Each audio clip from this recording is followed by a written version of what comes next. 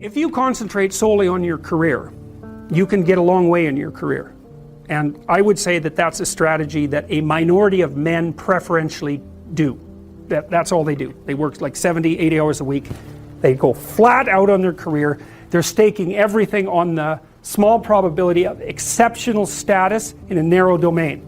But it's hard on them. They don't have a life. It's very difficult for them to have a family. They don't know how to take any leisure activity. Like, they get very one-dimensional. Now, it may be that unidimensionality is the price you have to pay to be exceptional at one thing, right? Because if you're going to be something like a genius level mathematician and you want to do that or a scientist, say, it's like you're in your lab all the time, you're working 70 hours a week or 80 hours a week, you're smart, you're dedicated, you're unidimensional, and that's how you get to beat all the other people who are doing that. It's the only way.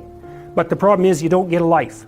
Now, if you love being a scientist and you have that kind of focus of mind, well, first of all, you're a rare person, and second, you're going to pay for it. But fine, more power to you. But it's a risky business to do that. You sacrifice a lot for it. And I would say most often, if you're speaking about having a healthy life, that isn't what you do. You spread yourself out more. So, you have a family, you have some things that you do outside of work that are meaningful to you and useful. You have a network of friends.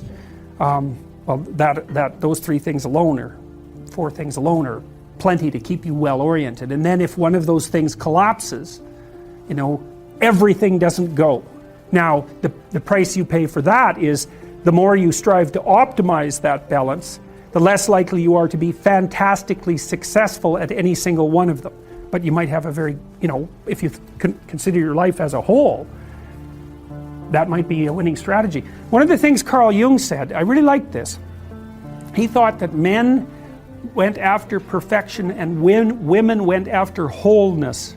So they're different value, they're different, there's something different at the top of the value hierarchy. So perfection would be stake it all on one thing and look for radical success. Not that all men do that, because they don't, but we're talking about extremes, at least with regards to the men that do that. The wholeness idea is more like, well, I want one thing in my life to be 150%, or I want 5 things in my life to be 80%. Well, there's a lot more richness in a life where you have 5 things operating at 80%, but you're not operating at any of them at 150%.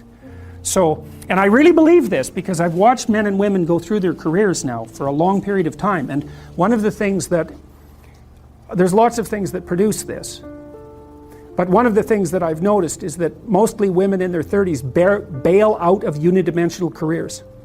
They won't do them.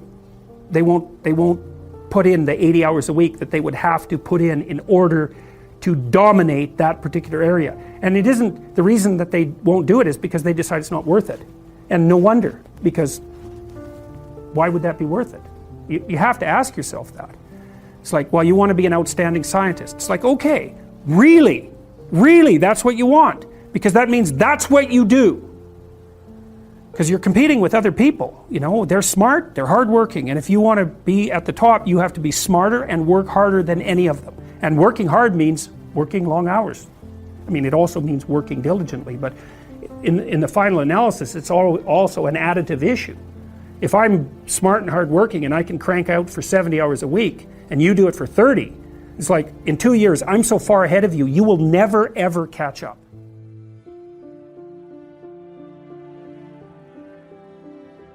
Better have a valued goal, because otherwise you can't get any positive motivation working out. And so the more valuable the goal, in principle, the more the micro processes associated with that goal start to take on a positive charge.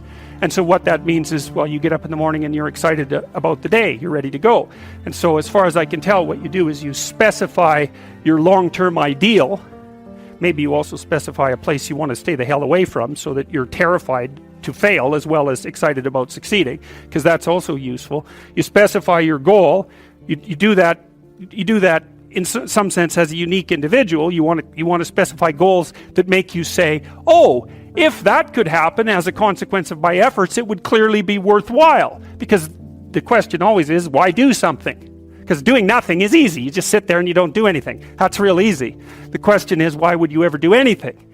And the answer to that has to be because you've determined by some means that it's worthwhile. And then the next question might be, well, where should you look for worthwhile things? And one would be, well, you could consult your own temperament. And the other would be, well, you kind of look at what it is that people accrue that's valuable across the lifespan. So you do a structural analysis of the subcomponents of human existence, and I already did that. You need a family, you need friends. Like, you don't need to have all these things, but you better have most of them. Family, friends, career, educational goals, plans for, time outside of work, attention to your mental and physical health, etc. That's what life is about. And if you don't have any of those things, well, then all you've got left is misery and suffering. So that's a bad deal for you. So once you set up that goal structure, let's say, and that's really in many ways that's what you should be doing at university. That's exactly what you should be doing, is trying to figure out who it is that you're trying to be, right? And you aim at that, and then you use everything you learn as a means of building that person that you want to be. And I really mean want to be. I don't mean should be, even those things are going to overlap. And it's important to distinguish between those, because that's partly, and this is back down to the micro routine analysis. So if I was saying, well, you're going to try to make yourself more industrious. Okay, number one, specify your damn goals, because how are you going to hit something if you don't know what it is? That isn't going to happen. And often people won't specify their goals too, because they don't like to specify conditions for failure. So if you keep yourself all vague and foggy, which is real easy, because that's just a matter of not doing as well, then you don't know when you fail. And people might say, well, I really don't want to know when I fail because that's painful. So I'll keep myself blind about when I fail.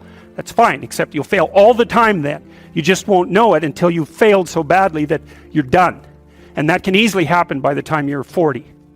So I would recommend that you don't let that happen. So that's willful blindness, right? You could have known, but you chose not to. Okay, so once you get your goal structure set up, you think, okay, if I could have this life, it looks like that might be worth living, despite the fact that it's going to be, anxiety provoking and threatening, and there's going to be some suffering and loss involved in all of that. Obviously, the goal is to have a vision for your life such that, all things considered, that justifies your effort. Okay, so then what do? Well, then you turn down to the micro routines. It's like, okay, well, this is what I'm aiming for. How does that instantiate itself day to day, week to week, month to month? And that's where something like a schedule can be unbelievably useful. Google Calendar. It's like, make a damn schedule and stick to it. Okay, so what's the rule with the schedule? It's not a bloody prison. That's the first thing that people do wrong. They say, well, I don't like to follow a schedule. Well, it's like, well, what kind of schedule are you setting up? Well, I have to do this, then I have to do this, then I have to do this, and then I just go play video games, because who wants to do all these things that I have to do? It's like, wrong. Set the damn schedule up so that you have the day you want. That's the trick. It's like, okay, I've got tomorrow. If I was going to set it up so it was the best possible day I could have, practically speaking, what would it look like?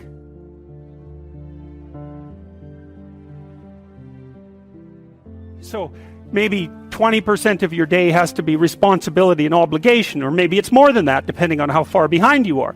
But even that, you can ask yourself, okay, well, I've got these responsibilities. I have to schedule the damn things in. What's the right ratio of responsibility to reward? And you can ask yourself that, just like you'd negotiate with someone who is working for you. It's like, okay, you got to work tomorrow.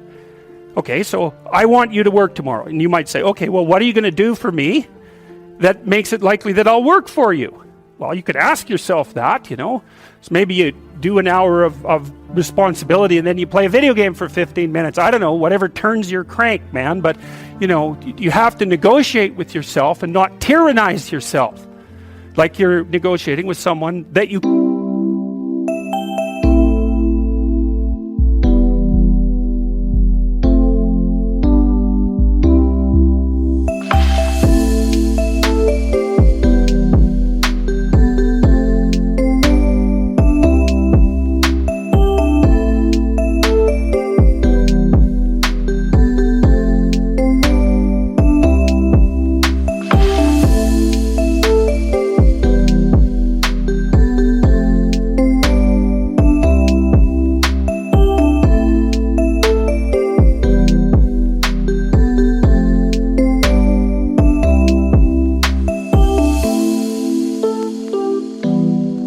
therefore, that you would like to be productive and have a good life. And that's how you make the schedule. It's like, and then you look at the day and you think, well, if I had that day, that'd be good.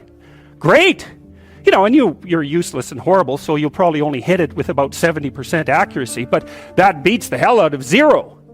Right? And if you hit it even with 50% accuracy, another rule is, well, aim for 51% the next week, or 50.5% for God's sake, or because you're going to hit that position where things start to loop back positively and spiral you upward.